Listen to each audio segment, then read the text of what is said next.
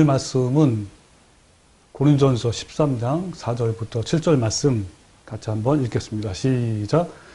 사랑은 오래 참고 사랑은 온유하며 시기하지 아니하며 사랑은 자랑하지 아니하며 교만하지 아니하며 무례히 행하지 아니하며 자기의 유익을 구하지 아니하며 성내지 아니하며 악한 것을 생각하지 아니하며 불의를 구하지 아니하며 진리와 함께 기뻐하고 모든 것을 참으며 모든 것을 믿으며 모든 것을 바라며 모든 것을 견디느니라.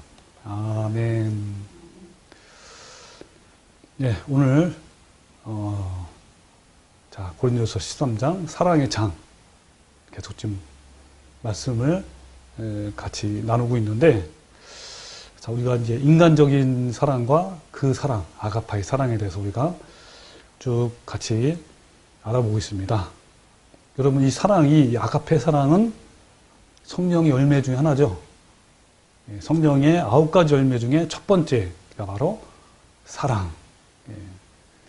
이 사랑의 열매, 정말 아름다운 사랑의 열매입니다. 이 사랑의 열매를 이렇게 파고들면, 분류하면 15가지의 속성이 있죠. 그럼 이 성령의 열매인 이 사랑의 열매가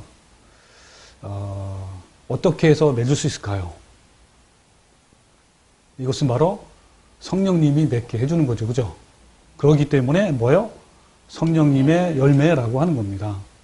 만약에 내가 맺는 거라면 뭐라고 했을까요? 나의 열매라고 했겠죠? 너희 열매. 성령의 열매라는 것은 성령님이 맺게 해주는 그 열매죠. 그러니까 성령님께서 많은 역사를 하시잖아요. 그죠? 성령님의 사역이 뭐뭐 있죠? 여러분 생각나는 대로 우리를 진리 가운데로 이끌어 주시고, 우리와 함께 하시고, 우리를 인도해 주시고, 우리를 보호해 주시고, 도와주시고, 위로해 주시고, 깨닫게 해주시고, 말씀을, 그리고 안전하게 하시고, 또 성령이 또 우리 계속 우리를 이끌어 주시잖아요. 그죠? 성령님을 따른 보혜사라고 합니다. 도와주시는 분인데, 어쨌든 이러한 또 한 가지는 성령의 은사도 있어요. 있던 성령의 모든 사역의 최종적인 결과는 뭘로 나와야 돼요? 뭘로? 열매로 나타나는 거예요. 열매라는 게 그거예요. 성령님이 하신 모든 그 결과의 목적, 그거의 결과는 역시 성령의 열매라는 겁니다. 만약에 성령을 따라 행한다 하면서, 성령의 은사를 행한다 하면서 그런 열매가 없다는 것은 바로 성령님의 어떤 인도하심이 아니고 거짓의 어떤 사탄의 어떤 그러한 것에 넘어갈 수 있는 것이죠. 그래서 이 열매는 내가 맺는 것이 아니고 말 그대로 성령님께서 하시는 거예요. 무슨 말이냐면 특히 사랑의 열매, 그 사랑의 열매가 이제 오래 참고 온유하고 이런 거잖아요. 그죠?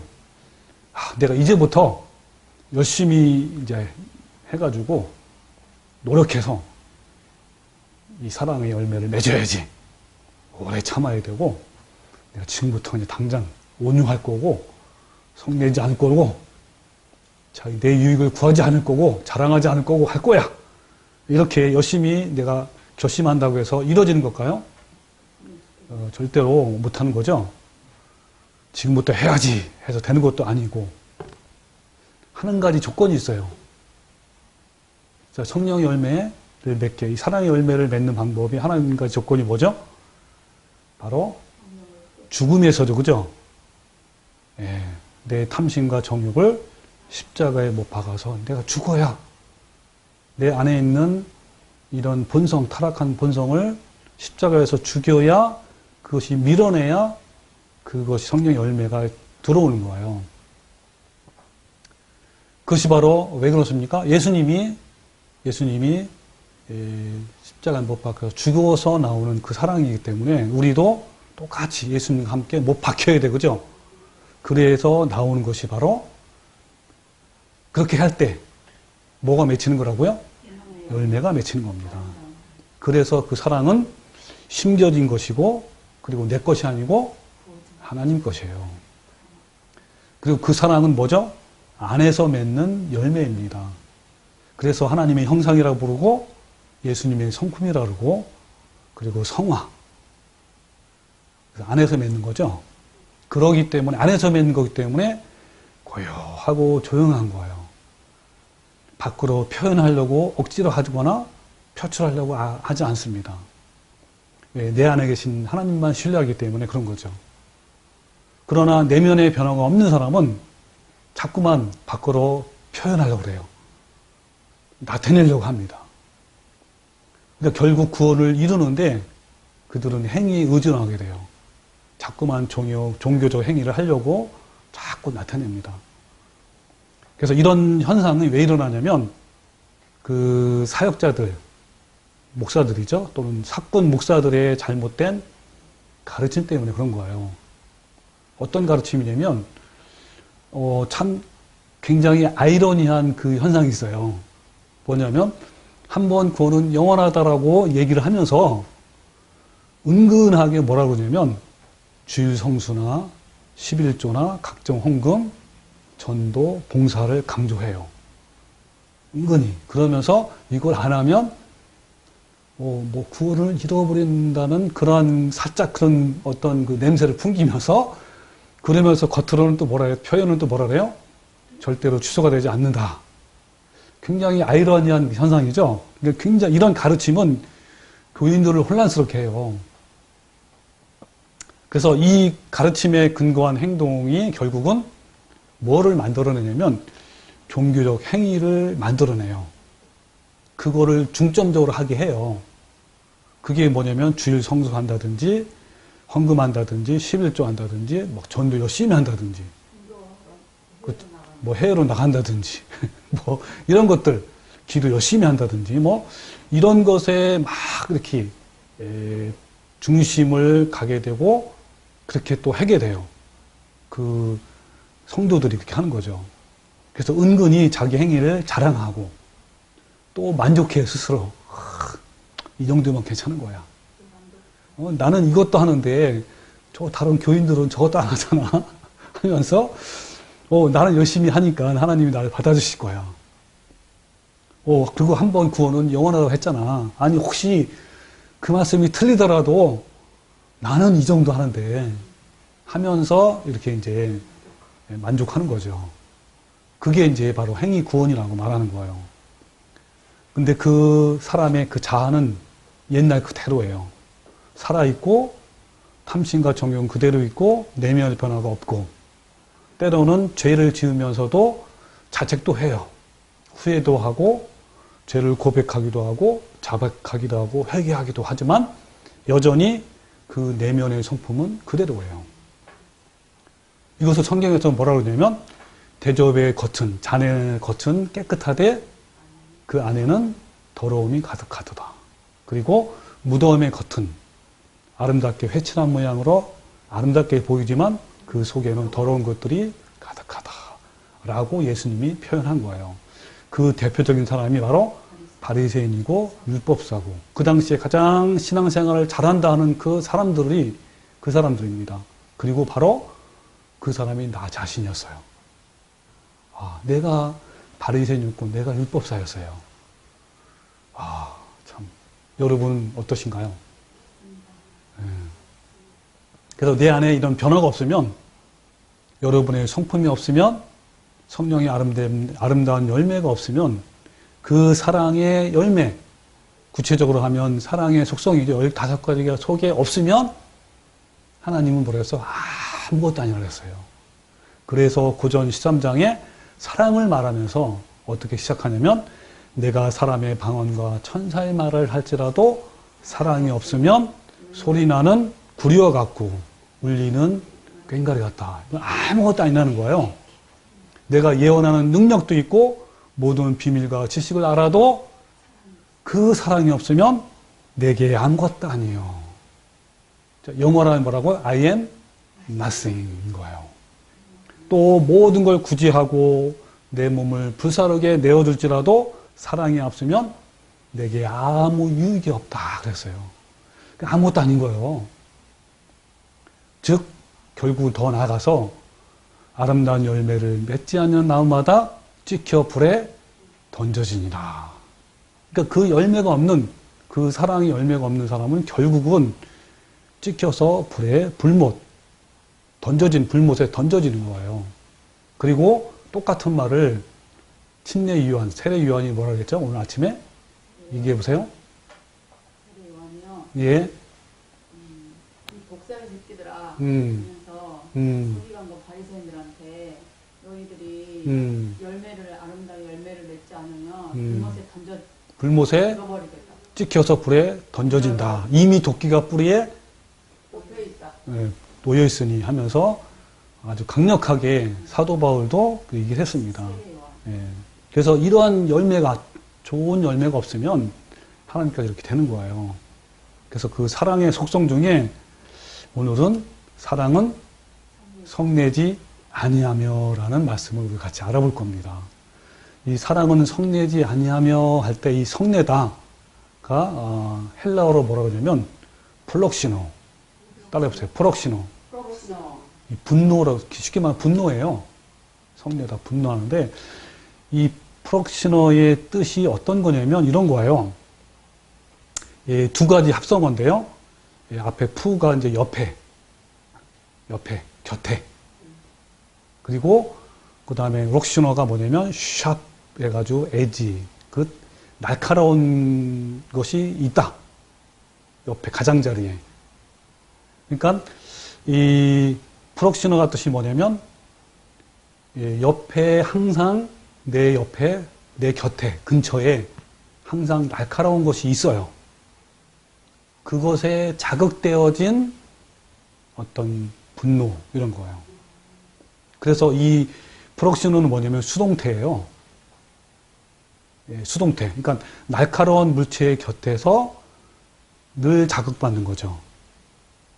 예, 여러분, 그것이 무슨 말이냐면 만약에 내 근처에, 옆에 얼굴이나 또는 내 목 이런 근처에 날카로운 면도가 있어, 옆에.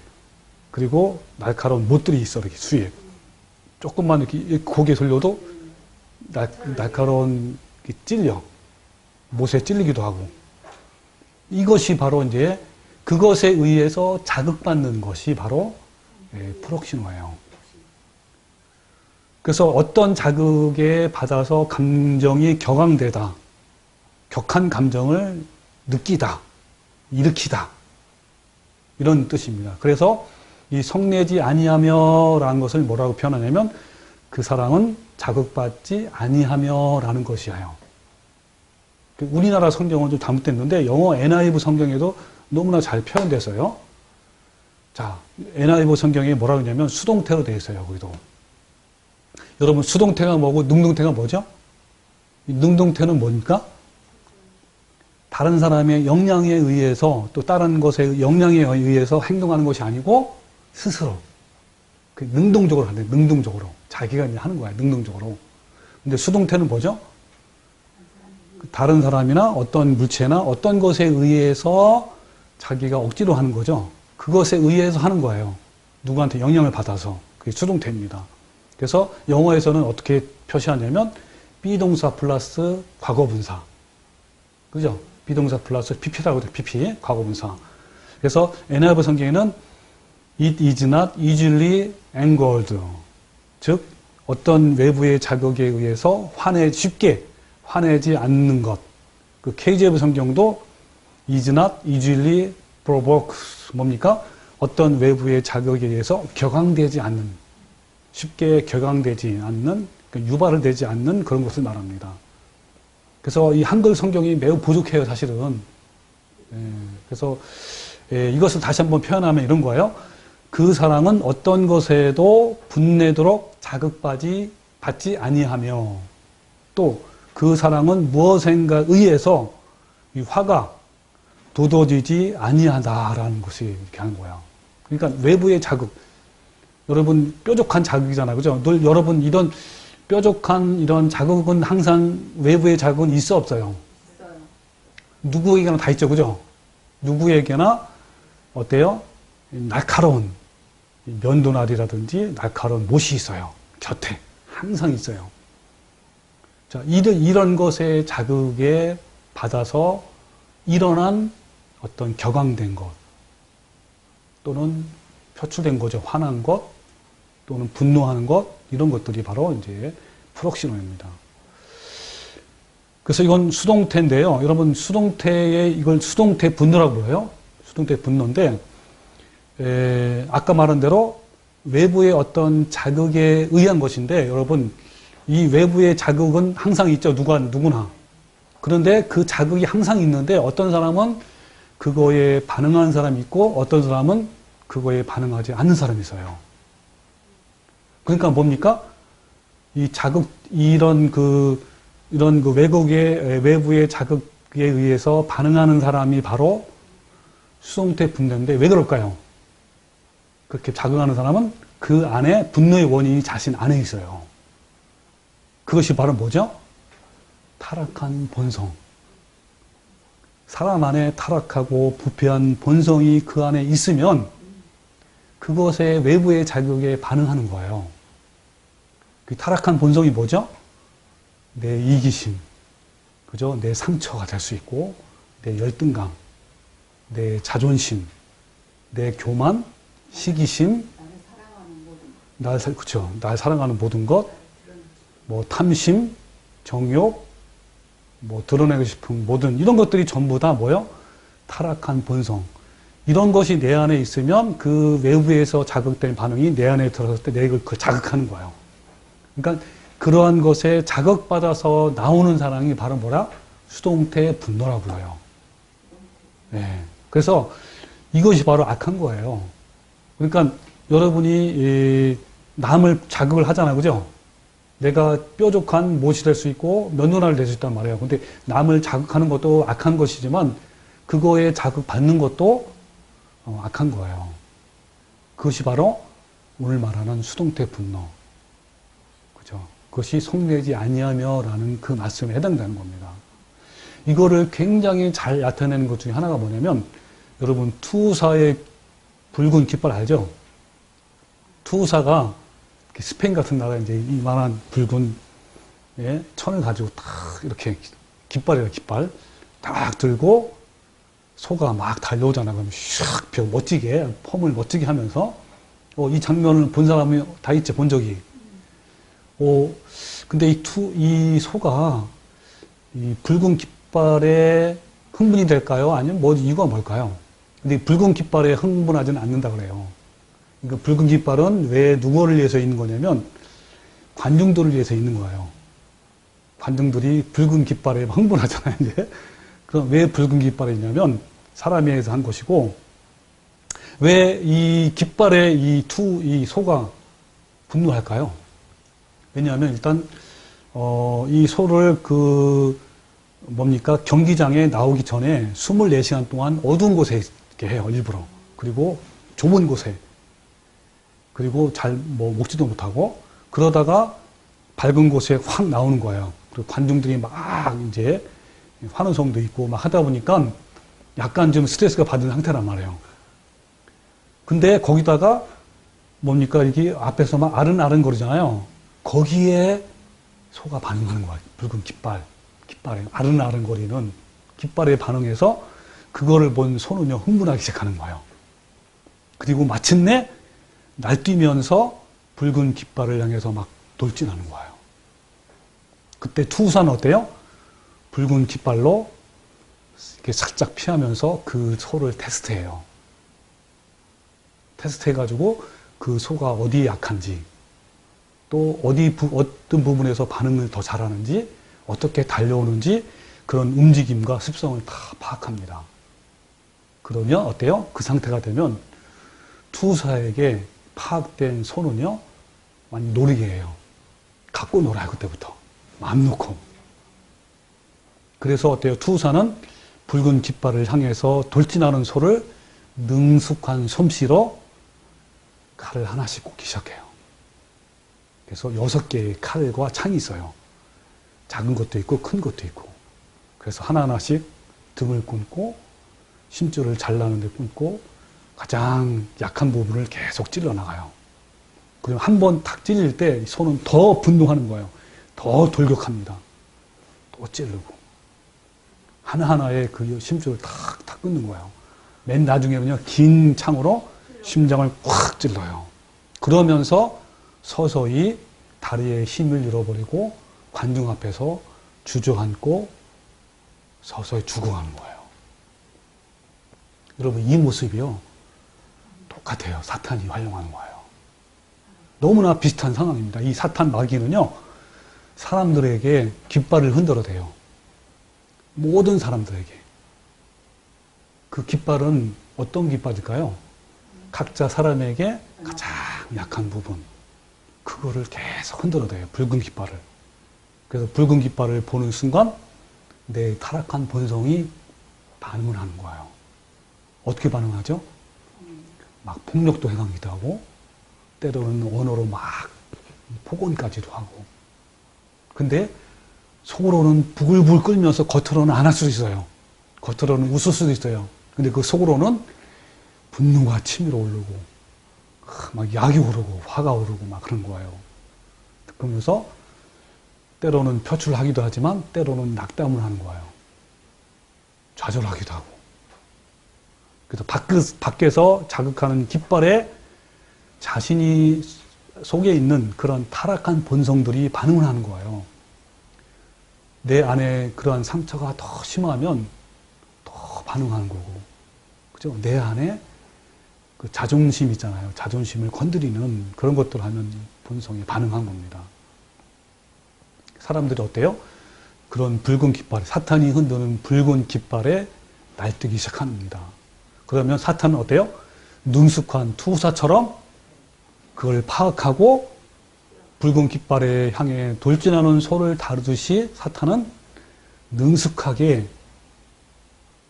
솜씨로 한 사람 한 사람을 다루고 조롱하고 그리고 놀이개가 되는 거예요. 어떻게 합니까? 투사가 하나씩 칼을 꽂는 것처럼 우리의 영성에 그 말씀을 영성을 하나하나씩 탁 자르는 거예요. 그리고 맨 마지막에 어떻게 하죠? 긴 창으로 심장을 꿰뚫잖아요. 뚫는 거예요, 이렇게. 여러분, 얼마나 비참한지요? 여러분, 이 사탄의 놀이개가 되는 건요, 얼마나 비참한지 아세요? 우리를 실패하게 하고, 우리를 좌절하게 하고, 우리를 낙담케 하고, 그리고 우리를 신앙에서 떠나게 하고, 더 악하게 하는 겁니다. 저는 이제 이런 이 사탄의 놀이기가 됐다는 것을 이렇게 묵상하면서 어떤 걸 떠올라냐면, 사실 저 비참하잖아요. 이걸 느끼는 순간, 깨닫는 순간, 그 오이도에서 빨간 등대. 그때도 제가 이 진리를 알았거든요. 그 전에 안 상태잖아요. 그리고 정말 내가 주님의 성품을 닮아가야 되는 것을 안 상태였단 말이에요. 그때 이제 사탄이 나를 붉은 깃발에 얹은 거예요. 그래서 얼마나 분노가 나고 얼마나 화가 났는지, 내가 원래 그렇게 했거든요. 전에도 막 화나면 막 이렇게 했거든. 그러면서 내가 그때 깨닫는 순간에 얼마나 내가 비참한지 나중에 얘기했어요. 나중에 내가 그때 상태를. 그래서 오이도에서 이제 다시 아무런 척 안 하면서 내 속으로는 정말 진짜 아주 비참했거든요. 그리고 어디를 갔냐면 영종도로 갔잖아요. 그쪽으로 이렇게 시아 방조. 거기서 그때 혼자 이렇게 밖에 나가서 보면서 그걸 처참하게 내가 그걸 느꼈거든. 이걸 내가 많이 그걸 느껴가지고, 이 사탄의 어떤 놀이개가 되면요, 그만큼 너무 비참한 거예요. 마치 삼손이 사탄의 놀이개에 의해서 어떻게 됐죠? 결과 눈이 뽑혔잖아요. 저 그 생각을 많이 해요. 그리고 가룟 유다가 이제 자살을 했잖아, 그죠? 아주 비참하게. 예. 그래서 여러분, 이런 게 바로 수동태 분노입니다. 어떤 붉은 깃발의 자극에 의해 나온 그런 분노. 이게 바로 수동태 분노고요. 그 반대가 뭐죠? 능동태 분노예요. 이 능동태 분노는요, 결코 내 속에 있는 타락한 본성이 자극되어서 나온 사랑이 아니에요. 이 능동태 분노는 진리에 의해서 내 안에 있는 주님의 성령에 의해서 나오는 그러한 분노입니다. 이거를 뭐라고 부르냐면 거룩한 분노라고 하기도 하고 또한 의로운 분노라고 하는데 여러분 대부분 사람들이 이런 분노를 할 수 있을까요? 없어요. 많은 사람들이 나는 의로운 분노를 해 거룩한 분노를 한다고 하지만 그렇게 하는 사람이 많지 않습니다. 그 이면에는 어때요? 수동태 분노 그런 추악한 것이 있어요. 그 동기를 보면요. 그 숨은 동기를 보면 그 안에는 뭐가 있다고요? 이런, 그쵸. 본성이, 타락한 본성에서 나오는 분노입니다. 여러분, 거룩한 분노는요, 우리 성경에서 보면 누구를 알 수 있을까요? 여러분, 그 구약 성경에 보면요. 그 이스라엘 백성이 시딤 골짜기에서 모압 여자들과 같이 어때요? 놀면서 또 같이 성행위를 하고 그러면서 어떻게 했어요? 그런 여자들의 그 신을 믿고 같이 절도 했잖아요. 그걸 뭐라 하냐면 바알 부월의 사건에 참여했다고 그래요. 그래서 그렇게 이제 많은 사람이 그 모압 여자나 미디안 여자에게 이제 끌려다니면서 같이 이렇게 음란 행위도 하고 그 신을 섬겼단 말이에요. 그때 하나님이 분노해가지고 모세를 통해서 거기에 바알 부울에 참가한 사람을 다 죽여라 그랬단 말이에요. 그래서 엄숙한 분위기가 있는데 그때 어떤 한 청년이 그 엄숙한 분위기에서 미디안 여자를 끌고 자기 막사를 들어가는 거예요. 그걸 모든 많은 그 이스라엘 백성이 본 거란 말이에요. 그 중에 누가 있었죠? 비느하스가 그 의로운 분노를 가지고 창을 들고 그 막사로 따라 들어가서 창을 꿰뚫었어요. 그 청년과 그 미디안 여자의 배를 꿰뚫은 거예요. 그래서 그로 인해서 하나님의 분노가 멈췄고 전염병이 멈췄다 그랬어요. 역병이. 의로운 분노죠. 그리고 여러분 모세가 시내산에서 40일 동안 금식하면서 그 십계명을 받을 때 밑에서는 어떻게 했죠?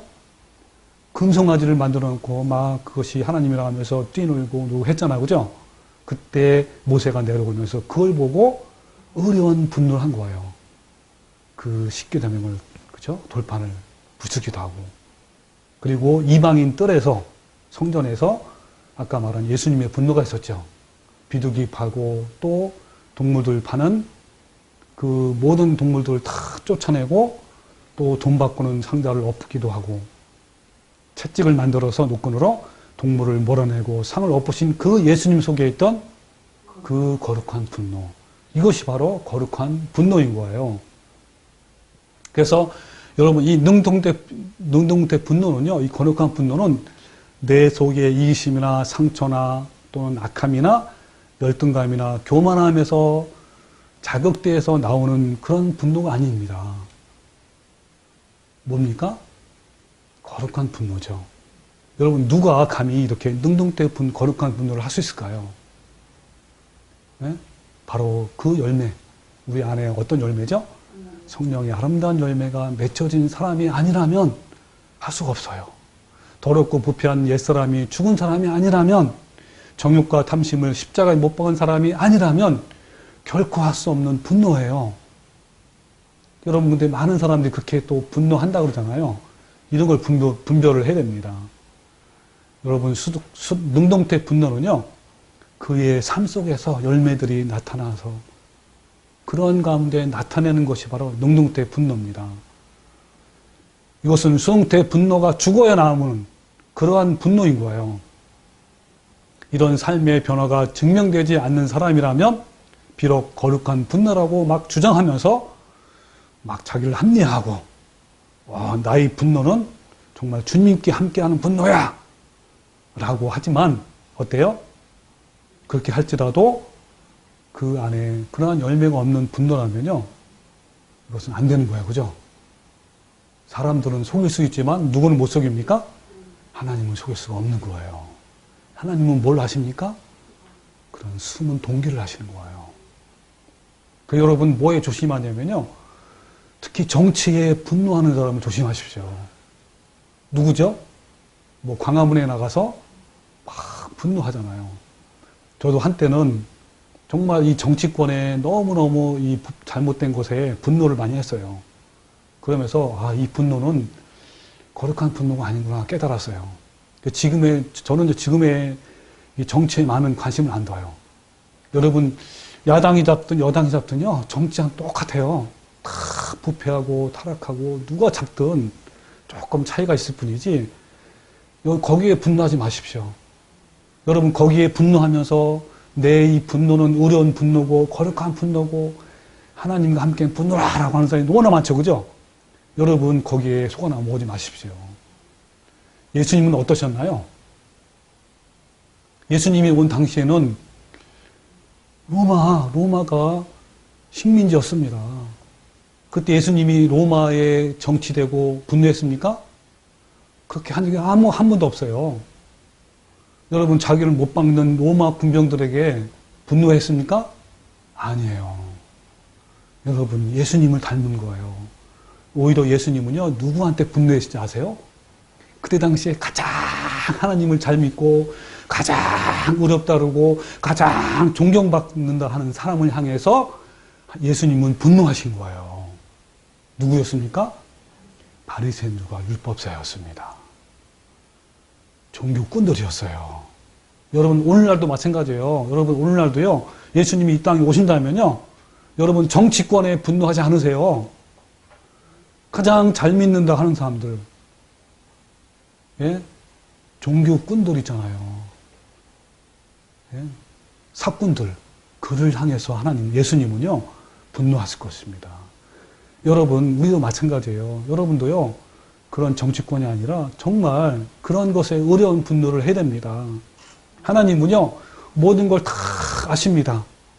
그래서 여러분 잘 아시는 것처럼요, 예수님이 유월절에 전에 베다니에 올라갔어요. 나사로 있는 집에. 그때 나사로에 있을 때 마리아가 목한, 그죠? 향유, 한 긋, 나드 한 근을 가져와서 향유를, 비싼 향유죠. 이거를 가져다가 예수님 발에 붓고 자기 머리털로 닦았잖아요. 그 향유 냄새가 집에 가득하다고 그랬어요. 그때 가룟 유다가 뭐라 했는지 아세요? 그때? 가룟 유다가 아니 이 향유를 어찌해서 300데나리온이나 되는 이 향유를 왜 팔아서 가난한 자에게 주지 않았느냐라고 했어요. 그때 당시에 이 유다는, 가룟 유다는 좋은 뜻으로 얘기한 거죠? 겉으로는. 많은 사람이 보기에 다 끄떡이었어요, 그때. 근데 예수님은 뭘 봤죠? 그 마음의 동기를 보신 거예요. 그러면서 뭐라 그러냐면, 이렇게 말하면 가난한 자들 생각함이 아니요 그는 도둑이라 돈깨를 맞고 거기에 넣은 것을 훔쳐가미노라. 그 가룟 유다의 그 숨은 동기는 뭐였어요? 바로 돈이야, 돈. 이걸 하나님 아시는 거예요. 하나님은 다 아시는 거예요. 그리고 여러분, 그 베드로가 그랬잖아요. 베드로가 많은 사람들이, 그죠? 나는 누구라고 하냐? 예수님 그랬잖아요. 그때 베드로가 뭐라 그랬죠? 주는 그리스도시요 하니까 칭찬받았잖아요. 그러면서 예수님이 뭐냐면 처음으로 하신 말씀이에요. 내가 많은 고난을 받고 장로들과 서기관들에게 버림받아서 죽고 사흘 만에 살아날 거다 그러잖아요. 그때 뭐라 해서 베드로가 예수님을 붙잡고 막 항변하면서 예수님을 꾸짖으면서 절대로 그럴 수가 없습니다 하면서 했잖아요. 그 마음 동기가 뭐인지 아세요? 베드로가? 그거는요, 자기를 사랑한 거예요, 자기 의예요. 자기 교만이고 자기의 자랑인 거예요. 예수님은 그걸 아셨잖아요. 그러면서 사탄아 내 뒤로 물러가라 하는 거예요. 여러분, 하나님은 그런 하나님이십니다. 그래서 여러분, 예수님께서 이렇게 다 아시는 그 하나님, 다윗의 마음도 알았어요. 그 하나님이. 여러분, 다윗이 어떤 분노를 했는지 혹시 기억나요? 분노한 사건이 있었어요. 어떤 사건이 있는지 아세요? 그 아비게일의 그 남편, 나발이죠, 나발. 아비게일은 현명한 여자였고 나발은 부자였는데요. 그때 다윗이 어떻게 분노했냐면 이렇게 했어요. 자, 사무엘상 25장 21절에 다윗이 이미 말하기를 내가 이자의 소유물을 광야에서 지켜 그 모든 것을 하나도 손실이 없게 한 것이 진실로 허사라.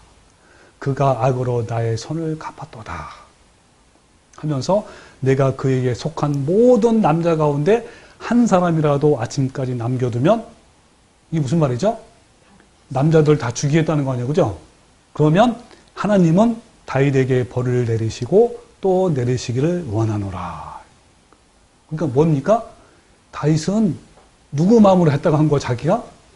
하나님 마음으로 했다는 거예요. 하나님께서 벌을 주신 거를 내가 하겠다. 똑같은 마음으로 하나님의 이름으로 한 거예요. 하나님의 거룩함으로 했다는 거예요. 거룩한 분노로. 하나님의 분노가 내 분노다라고 한 거예요. 근데 과연 그럴까요? 이게 아닌 거예요. 그죠? 그 동기는 뭐였냐면, 자, 25장 10절에 나와요. 나발이 다윗의 사람들에게 대답하이로되. 그러니까, 나발이 부자였잖아요. 그죠? 그때 부자였고, 또 누구 때문에 부자였냐면, 다윗이 도와줬거든요. 당연히 이제 자기의 사안을 보내면, 또 좋은 말로 또 했어요. 축복하면서 보내면, 당연히 줄 걸로 알고 이제 보낸 거예요. 근데 나발이 뭐라 했냐면 이렇게 얘기한 거예요. 다윗은 누구이며 이새의 아들은 누구냐 그런 거예요. 또 요즘에 각기 주인에게 억지로 떠나는 종이 많도다. 그러면서 내가 어찌 내 떡과 물과 또 내 잡은 고기를 가져다가 어디에서 왔는지도 알지 못하는 자들에게 주겠느냐? 근본도 알지 못하는 사람에게 주겠느냐? 그런 거예요. 이에 다윗의 소년들이 돌아와 자기의 길로 행하여 돌아와 이 모든 말을 그에게 전하며 다윗이 자기 사람들에게 이르되 너희는 각기 칼을 차라 하니 각기 칼을 차매 다윗도 자기 칼을 차고 400명 가량을 데리고 올라간 거예요. 여러분, 이 다윗이 왜 분노했죠? 자, 두 가지인데 보세요. 자, 하나는 이렇게 했어요. 뭐라고 조롱했냐면 나발이 다윗은 누구이며 이새의 아들은 누구냐 그랬어요. 다윗은 천천히요. 사울은 천천히요. 사울은 천천히요. 다윗은 만만이라고 했잖아요. 얼마나 많이 유명했습니까? 자기를 도왔잖아요. 근데 자기는 쫓기는 신세란 말, 사울한테. 조롱한 거예요. 누굴 건드린 거죠? 자존심에? 다윗의 뭘 건드린 거죠? 자존심을 건드린 거예요. 자기는 만만이잖아요. 그리고 기름 부음 받은 사람이고. 네. 그리고 얼마까지 이제 조롱했냐면요. 요즘에 각기 주인에게 억지로 떠나는 종이 많도다. 그런 거예요. 그러니까 뭐요? 주인을 사울로 여기고 자기는 종이야. 노예. 그러면서 어디서 왔는지 근본도 알지도 못하는 하면서 한 거예요. 얼마나 깃발을 흔든 거예요. 누가? 나발이. 사탄이 깃발 흔든 거예요. 붉은 깃발. 가장 다윗의 약한 부분을 건드린 거예요. 다윗의 자존심, 교만, 이기심. 그리고 사울한테 쫓기고 있잖아요. 거기에 받은 스트레스, 깊은 상처가 얼마나 많을까요? 자기는 아무런 죄도 없는데 그것도 몇 년 동안이네요? 13년 동안 쫓김 당한 거예요. 그걸 건드린 거예요. 그러니 그냥 폭발한 거예요, 이게. 내가 당장 죽이겠다 하면서 자기는 뭐라고 한 거예요? 거룩한 분노라고 한 거예요. 여러분, 이 다윗만 그럴까요? 많죠. 여러분, 그렇지만 어때요? 이 거룩한 분노는요, 어떻습니까? 자극받지 않는 거죠. 그래서 이 하나님의 그 사랑은 자극받지 아니하며 그런 거예요. 근데 다윗은 어떻죠? 자극받은 것이죠. 그래서 여러분, 자극받지 않는 이 분노는 능동태 분노잖아요. 밖에서 흔드는 깃발에 자극되지 않습니다. 왜요? 그 속에 있는 정욕과 탐정이 다 죽었습니다. 또 죽어가거나 죽은 사람에게는 자극되지 않아요. 그러니까 그 깊이만큼 여러분이 그 내 탐심과 내 정욕을 얼만큼 죽였느냐, 얼만큼 그 사랑이 죽는 대신에 뭐가 온다고요? 그 사랑이 심겨지잖아요. 사랑의 열매가. 거기에 따라서 반응의 깊이도 달라진 거예요. 내가 그만큼 죽고 또 죽고 또 죽어서 주님의 그 사랑이 더 깊게 깊게 심어질수록 반응이 더 없는 거죠. 여러분, 다윗의 붉은 깃발은 뭐였죠? 자존심과 열등감과 깊은 상처였어요. 그의 교만이었어요. 여러분, 나에게 붉은 깃발은 뭡니까? 여러분 한번 생각해 보세요. 여러분, 이따 우리 교제할 때 같이 한번 나눠봅시다. 나에게 붉은 깃발이 무엇입니까? 여러분, 자기 자신의 약한 부분을 건졌을 때 예민하게 반응한다는 것은요, 아직도 내가 어때요? 살아있다는 증거예요. 여러분, 그러므로 능능태 분노는, 거룩한 분노는 살아나야 되고, 어때요? 이 약한 분노는 죽어야 됩니다. 세상에 대해서, 자신의 감정에 대해서는 점점점 반응이 죽어가야 되고, 하나님과 진리에 대해서는 반응이 살아나야 되는 겁니다. 여러분, 모세는 어떻죠? 모세가요, 자, 다윗과 모세를 비교해 보세요. 자, 모세는요, 민수기 12장. 예, 어떤 말씀이냐면, 모세가 구스 여자를 취했어요. 모세가요, 십보라랑 결혼했잖아요. 근데 십보라가 죽었어요, 일찍. 근데 얼마나 외롭겠어요. 그럼 구스 여자를 취한 것은 하나님이 허락하신 거예요. 근데 그 여자를 취했는데, 그 구스 여자를 취했으므로 미리암과 아론이 모세를 비방했어요. 어떻게 그 구스 여자가 이제 아마 흑인이었던 것 같아요. 그렇기 때문에 비방했는지 모르지만 어쨌든 어떤 이유로인지 모르지만 비방한 거예요. 미리암과 아론이. 자, 이것만 된 거 또 두 번째. 또 그들이 이르되 여호와께서 모세와만 말씀하셨느냐? 우리와도 말씀하지 아니하셨느냐라고 한 거예요. 이건 뭘 말하는 거죠? 모세의 리더십에 반기를 든 거예요. 그 권위에 도전한 거예요. 어때요? 아까 다윗과 똑같아요. 너만 했느냐? 너만 하나님과 가까이 있느냐? 너가 뭐 대단하냐? 나도 대단하다 하면서 한 거예요. 그럴 때 모세는 아무런 반응이 없었어요. 거기에. 그래서 뭐라 하냐면, 이 사람, 모세는 온유함이 지면의 모든 사람보다 더하니라 그랬습니다. 그런데요, 이 모세는요, 40년 전으로 거슬러 갑시다. 40년 전 어때요? 애굽의 청년 왕자 시절에. 그때 이 애굽에서의 왕자 시절의 모세는요, 대단했대요, 진짜. 모든 학문에 능통했고요. 전쟁에 나가서 늘 항상 앞장서서 용맹을 떨쳤대요. 기록에 의하면. 그래서 그때 어때요? 이 모세가 깨달았어요. 자기의 정체성을. 그리고 이제부터 내가 이 이스라엘을 구원하겠지라고 했잖아요. 근데 그때의 모세는 어땠냐면요. 너무너무 붉은 깃발에 반응을 잘했어요. 그래서 어때요? 그 모세를, 이스라엘 민족을 괴롭히는 애굽인을 죽였잖아요. 그죠?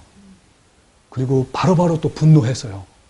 여러분, 사람을 죽일 정도로 분노한 거냐? 얼마큼 크게 분노한 거예요.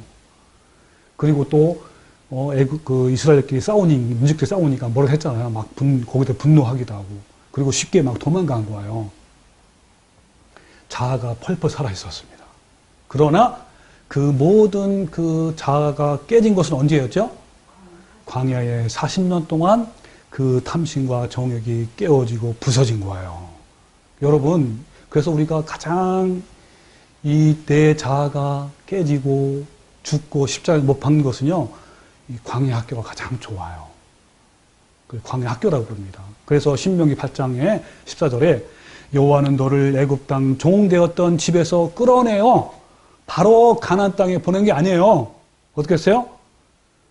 끌어내어서 너를 인도하여 그 광대하고 위험한 광야, 곧 불뱀과 전갈이 있고 물이 없는 건조한 땅을 지나가게 하셨다 그랬어요. 뭐를 위해서? 그렇죠. 훈련하기 위해서. 그들의 높아진 교만과 그 뭐죠? 예, 자아심, 그죠? 탐심과 정욕을 다 죽이기 위해서, 깨트리기 위해서 한 거예요. 그래서 여러분 토조라는 그 신학자가 뭐라 했냐면요. 하나님이 쓰시는 사람은 모두가 다 외로움을 통과한 사람이다라고 합니다. 그래서 여러분 이 광야 학교에 다 이렇게 경험했어요. 모세는 몇 년 동안? 40년 동안.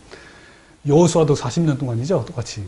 그리고 요셉도 13년 동안이에요.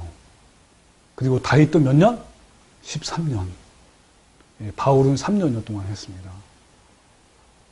그래서 여러분 이 다윗이 또 변했어요. 다윗이 아까 그 나발 사건에 분노했잖아요. 그죠? 그 자아가 살아있단 말이에요. 근데 몇십 년 후에요. 다윗이 어떻게 변했냐면요. 자, 사무엘상 16장에 다윗이 이제 왕 되고 몇십 년, 10년 후에 누가 반란을 일으켰죠? 자기 아들 압살롬이 반란해가지고 도망갔어요. 이 도망갈 때요. 모든 신하가 도망갈 때 누가 있었냐면 시므이, 사울의 친족이요 게라의 아들 시므이라는 사람이 그 다윗과 함께 신하들과 함께 도망가는 맨발로 도망갔잖아요. 도망가는 그 사람을 향해서 돌을 던지면서 저주했어요. 저주했는데 한 번 한 것이 아니고 계속 했다고 계속. 자, 뭐라고 전주했냐면 피를 흘린 자여 사악한 자여 가거라 가거라 사울의 족속의 모든 피를 여호와께서 내게 돌리셨도다. 그를 이어서 내가 왕이 되었으나 여호와께서 나라를 내 아들 압살롬 손에 넘기셨도다. 보라 너는 피를 흘린 자이므로 화를 자토했다 하면서 계속 한 거예요. 그때 수레의 아들 아비새가 왕께 여쭤온 거예요. 뭐라냐면 이 죽은 개가 어찌 내 주의 왕을 저주하리까? 청하건대 내가 건너가서 그의 머리를 베게 하소서 했어요. 그랬더니 왕이 뭐라 했습니까? 수레의 아들아, 내가 너희와 무슨 상관이 있느냐? 그가 저주하는 것은 여호와께서 그에게 다윗을 저절하심이니 내가 어찌 그래야겠느냐? 그렇게 할 자가 누구가 있느냐? 하면서 살려둔 거예요. 여러분 몇십 년 후에 다윗은 광야 생활, 그때 당시에도 광야 생활했죠. 그죠? 또 다듬어지고 죽고 또 죽어서 다윗이 변화된 거예요. 여러분은 지금 1년 넘었죠? 얼마나 변화됐죠? 여러분 깃발에 반응합니까? 조금 해요? 예. 조금 하죠. 예. 그것까지 다 우리는 더 이 광야를 통해서 우리는 죽어야 되는 거예요. 그래서 여러분 지금 한 것처럼요. 이 수동 때 분노는 죽어야 되잖아. 그죠? 여러분 우리 가운데 어떤 일이 많이 일어나죠? 다른 사람을 나를 모욕하잖아요. 나한테 막 수치를 줍니다. 그걸 당하잖아요. 그죠? 나를 무시할 때요. 여러분요. 나를 업신여길 때요. 여러분 얼마나 마음이 아픕니까? 그게 바로 뭐죠? 붉은 깃발이에요. 어떤 사람이 나한테 서운한 일을 했어. 너무 잘해줬는데 섭섭하고 막 이런 걸 당할 때, 또 내 자존심이 막 짓밟힐 때 여러분 어떻습니까? 하나님께 기도했는데 또 하나님께서 거절당했어요. 내 기도를 안 들어줬어. 나의 부탁을 또 외면했어요. 내가 잘해줬는데. 또 내가 많이 봉사도 했고 수고도 했고 또 좋은 일을 많이 했는데 그것을 알아주지 못할 때, 그럴 때 우리는 순식간에 안색이 변하고 막 화가 치밀려가 올 때도 있고요. 왜 그럴까요? 내 속에 타락성이 자극받은 거예요. 아니 감히 내게 어떻게 이럴 수가 있냐? 나를 배반하다니 어찌 네가 그래? 나를 무시하다니 나쁜 놈. 내가 그냥 혼내줄 거야.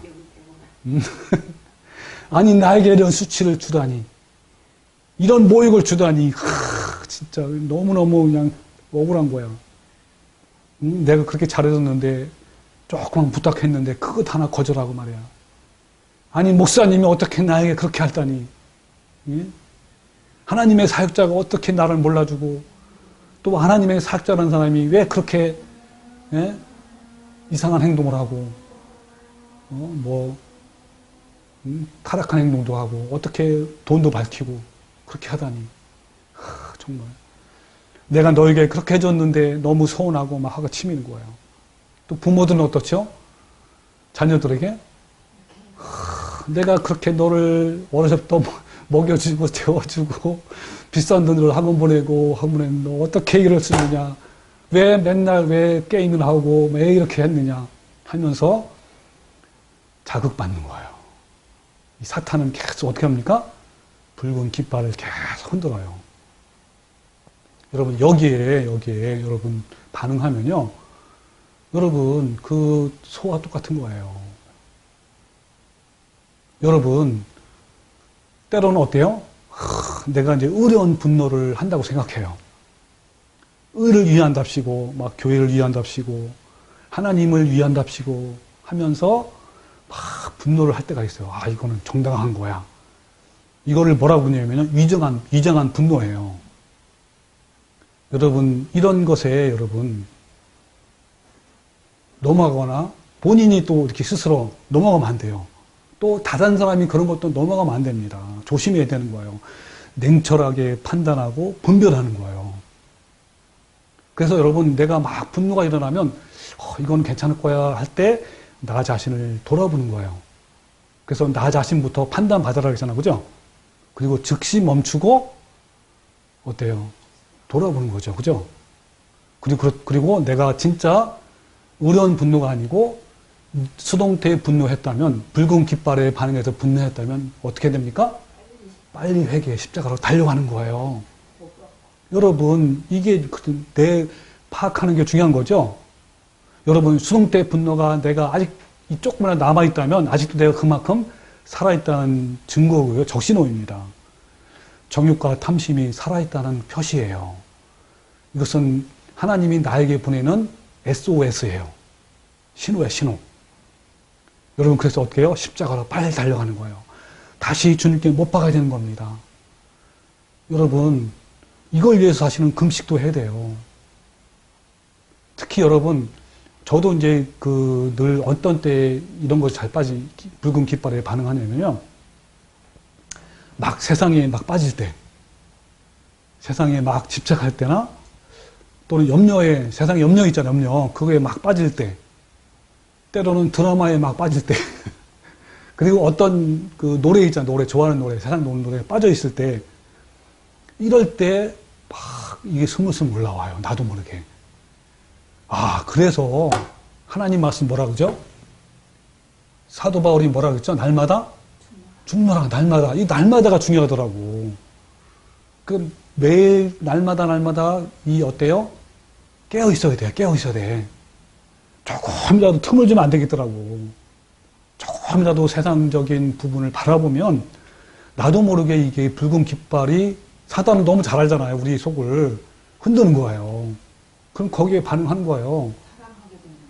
사랑하게 되고, 좋아하게 되고, 그 다른 거에 막 반응하는 거죠, 그죠? 그리고 내 약한 부분을 건드려요. 저 사람이 나한테 이제 어떤 얘기를 하냐면, 나이가 항상 늘 발끈하는 것에 또 그런 얘기를 한단 말이야. 그러면 내가 그 늘 전에 발끈했던 것이 멈춰야 되는데 그대로 또 팍 나와. 그거는 이제 내가 또 죽어야 될 일이 남았다라는 것을 깨닫고 주님께 나가는 거예요. 주님, 저는 이런 사람입니다. 세리의 마음.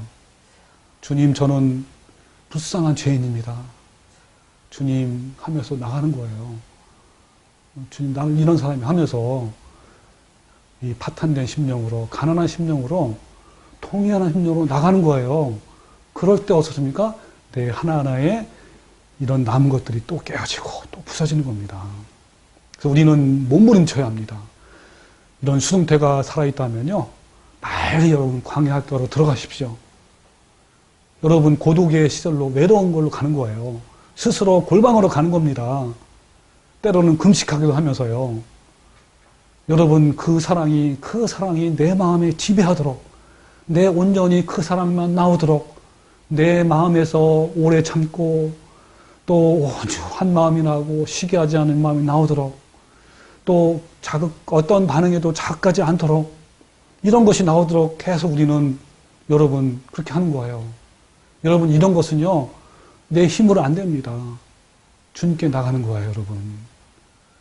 그래서 여러분 성령님께서 우리 안에서 다듬으시고 또 인도하셔서 끊임없이 우리를 아름다운 열매를 맺게 하기 위해서 우리를 만들어 가시는 거예요. 그래서 에베소 2장 10절 이런 말씀이 있어요. 우리는 그가 만드신 바라 그리스도 예수 안에서 선한 일을 위하여 지으심을 받은 자니라는 말씀이 있어요. 여기서 만들다 그랬어요. 만들다가 헬라어로 뭐냐면 포이에마. 한번 따라보세요. 포이에마. 포이에마. 이 포이에마는 뭐냐면요. 그러니까 창조하시는 거예요. 뭐니 세공품.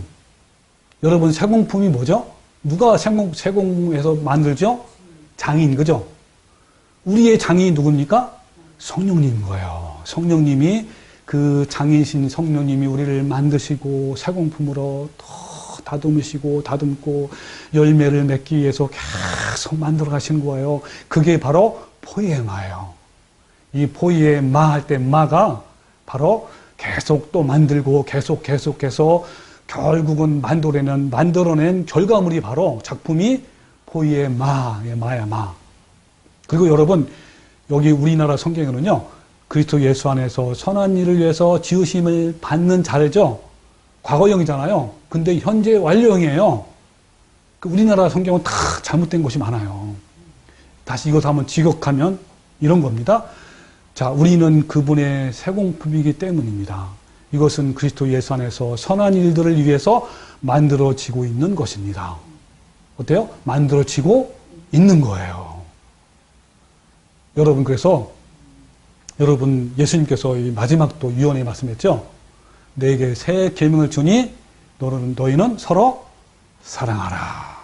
너는 서로 어때요? 그 자극에 반응하지 말아라. 그런 거예요.